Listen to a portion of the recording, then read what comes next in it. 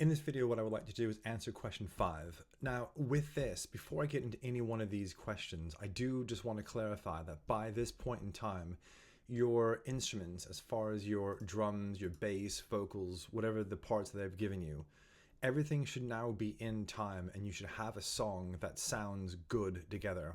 In other words, if your bass or your drums or one of your tracks doesn't sound like it should be in time with the other ones, you might want to go back and just make sure that you've put these tracks in at the same time, that they're in the same grid, etc., etc. Okay, so for question 5a, this is about compressing your vocals. So whenever you're asked a question about compressing vocals, what I try and do is look for an area within my vocal part where they have a quiet part or a quiet transient leading to a louder transient. In this example, I've highlighted this, and again, notice how I've looped this. I'm just going to zoom in, and indeed that you have these quieter ones, these quieter transients here.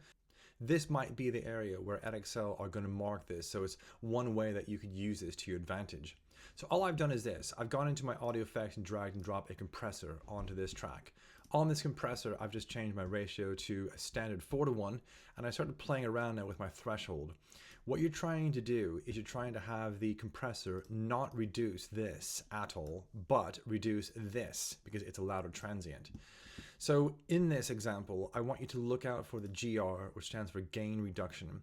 You can either use one of these two displays if you want to. I don't really find this one to be too helpful, but either one of these is just fine.